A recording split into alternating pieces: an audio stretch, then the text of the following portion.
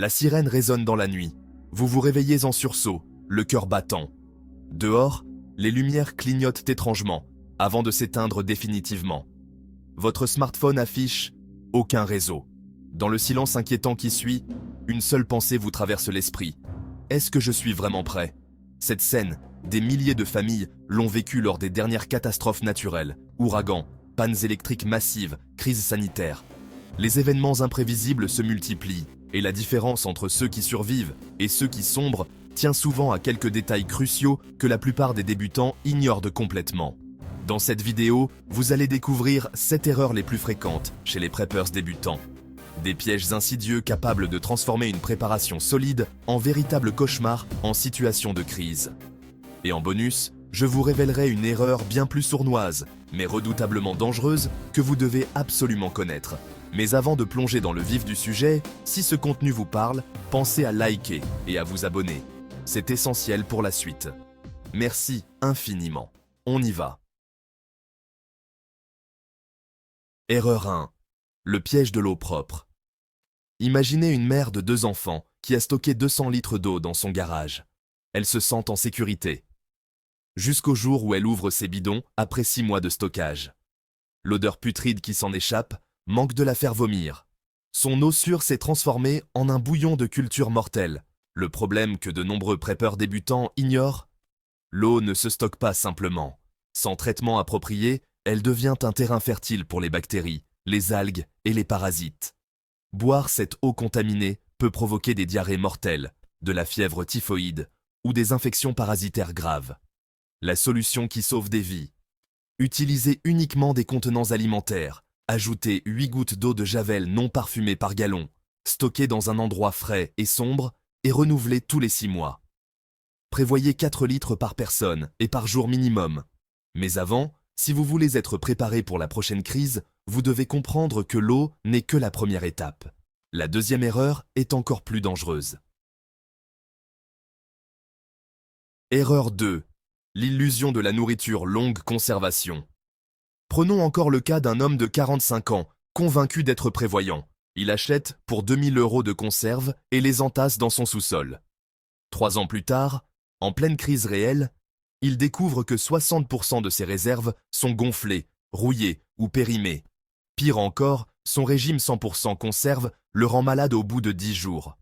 L'erreur fatale, croire que longue conservation signifie éternel et nutritif. Les conserves mal stockées peuvent développer le botulisme, une toxine mortelle.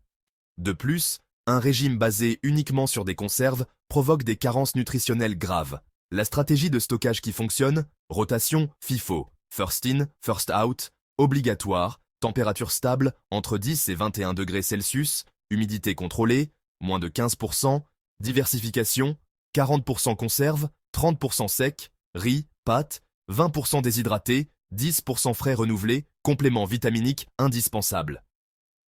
Calcul pratique. Pour une famille de 4 personnes, prévoyez 2400 calories par personne par jour, soit 9600 calories quotidiennes au total. Cela représente environ 12 à 15 kg de nourriture par jour. Erreur 3. Le bunker invisible.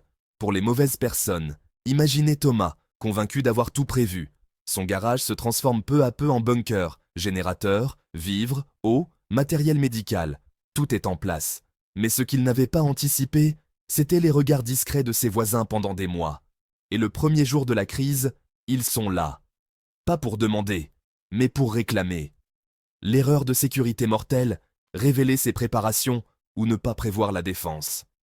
En situation de crise, les ressources deviennent des cibles. Ceux qui savent que vous êtes préparé deviennent potentiellement dangereux. Les règles de discrétion vitale. Règle du silence. Ne parlez jamais de vos préparations. Livraison discrète. Commandez à différents endroits, différents moments. Stockage invisible. Répartissez vos ressources dans plusieurs cachettes. Apparence normale. Votre maison ne doit pas paraître trop préparée. Plan d'évacuation. Toujours avoir une sortie de secours. Conseil tactique. Créer des caches fantômes, des petites réserves cachées que vous pourrez abandonner si nécessaire pour protéger vos vraies réserves. Erreur numéro 4. L'équipement qui vous trahit au pire moment. Imaginez, par exemple, une femme prepper débutante qui mise sur les bonnes affaires. Une lampe torche à 3 euros, une radio à 15 euros, une trousse de secours à 10 euros. Fière de ses trouvailles, elle pense avoir couvert l'essentiel. Puis, voilà, survient une panne électrique de 5 jours. Sa lampe s'éteint au bout de 2 heures, sa radio reste muette, et sa trousse médicale est remplie de médicaments périmés depuis 2 ans. L'erreur financière mortelle, c'est d'économiser sur l'équipement critique. En situation de crise, votre vie dépend vraiment de votre matériel.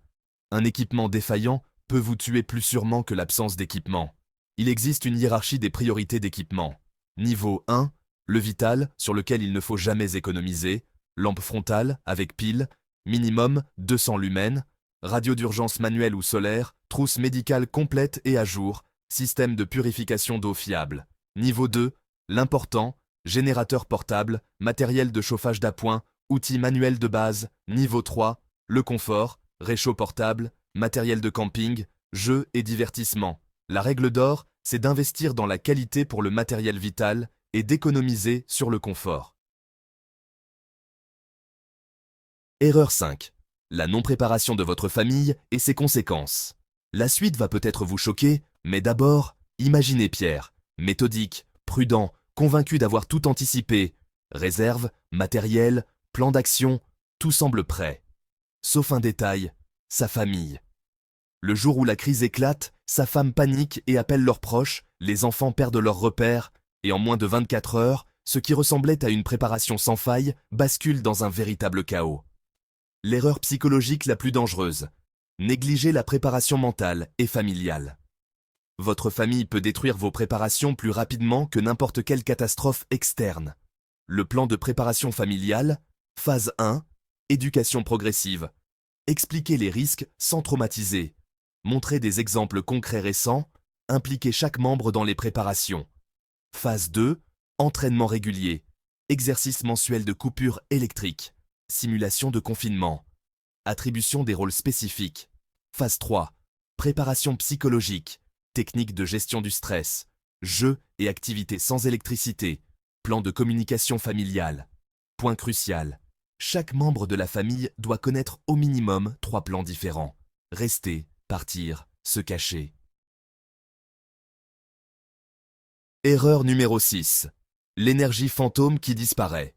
Visualisez Antoine, sûr de lui, fier de son générateur de 3000 watts, son ticket pour plusieurs semaines d'autonomie, du moins c'est ce qu'il pense.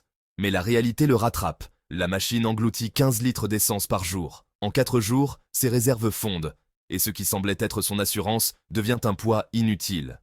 Aucun plan B. Aucune solution. L'erreur énergétique fatale, c'est de sous-estimer la consommation et de ne pas diversifier les sources d'énergie. Un générateur sans carburant n'est rien d'autre qu'un objet lourd et inutile. La stratégie énergétique multicouche repose sur plusieurs étapes. Couche 1. Autonomie immédiate, de 0 à 72 heures, batterie et powerbank chargés, bougies et lampes à huile, réchaud à gaz portable. Couche 2. Autonomie courte, de 3 à 15 jours, générateur avec réserve d'essence, panneaux solaires portables, système de récupération d'eau de pluie. Couche 3. Autonomie longue, au-delà de 15 jours, installation solaire fixe, éolienne domestique, système de chauffage au bois. Pour le calcul énergétique, une famille moyenne consomme 30 kWh par jour. Un générateur de 3000 watts consomme 3 à 4 litres par heure. Il faut donc prévoir 200 litres d'essence pour tenir 15 jours. Erreur 7. Le plan parfait, qui ne marche jamais. Imaginez Marie, une prépeur méthodique, organisée, convaincue d'avoir pensé à tout. Un plan parfait, millimétré, mais uniquement sur le papier. Le jour où la crise éclate, c'est la désillusion. 2 heures perdues à chercher du matériel éparpillé, des enfants désorientés, et son plan, censé la sauver, s'effondre en quelques minutes. L'erreur de planification mortelle, créer un plan théorique sans jamais le tester. Un plan non testé est un plan qui échoue. La méthode de test progressive, test niveau 1, simulation douce, coupez l'électricité 2 heures, testez vos lampes et votre matériel, préparez un repas sans électricité. Test niveau 2, simulation réaliste, coupez électricité et eau pendant 12 heures, testez votre système de communication, simulez une évacuation rapide. Test niveau 3, simulation complète, Week-end complet en mode crise. Testez tous vos systèmes. Identifiez toutes les failles. Règle des 3 tests. Testez votre plan 3 fois avant de le considérer comme fiable. Chaque test révèle des problèmes que vous n'aviez pas anticipés. L'erreur secrète qui annule tout. Il existe une 8e erreur, plus subtile mais plus dangereuse que toutes les autres. Cette erreur peut détruire les préparations les plus perfectionnées. Elle concerne votre mental, votre approche psychologique de la préparation. L'erreur psychologique ultime. Croire que vous êtes préparé. La surconfiance peut tuer plus que l'impréparation. Et pourtant, c'est l'erreur qu'on ne voit pas toujours venir. Quand vous pensez avoir tout prévu, vous cessez d'apprendre, de vous adapter, d'évoluer. La mentalité du survivor. Humilité permanente, apprentissage continu, adaptation constante, réseau de soutien, plan B, C, D toujours prêt. Votre plan d'action immédiat. Maintenant que vous connaissez ces 7 erreurs mortelles, voici votre plan d'action pour les 30 prochains jours. Semaine 1, auditez votre stockage d'eau et de nourriture. Semaine 2, testez tout votre équipement. Semaine 3, préparez votre famille. Semaine 4, effectuez votre première simulation complète. Si cette vidéo vous a ouvert les yeux sur ces erreurs mortelles, abonnez-vous maintenant car la suite va peut-être vous choquer. Nous partageons chaque semaine des astuces ultra efficaces pour vous préparer à toutes sortes de crises, qu'elles soient climatiques, sociales ou technologiques. De nombreux sujets sont en préparation. Sécurité familiale, énergie autonome, signal d'alerte précoce. Alors si vous voulez connaître la suite et découvrir comment anticiper une crise avant qu'elle ne vous frappe, et surtout comment protéger ceux que vous aimez, restez connectés. Les prochaines révélations risquent de bouleverser votre vision de la préparation. La différence entre survivre et mourir en situation de crise ne tient souvent qu'à un détail. Maintenant, vous connaissez les 7 détails qui peuvent vous sauver la vie. Ne laissez pas ces erreurs vous tuer. Votre famille compte sur vous. Préparez-vous. La crise ne prévient pas. À bientôt sur Éco Décryptage.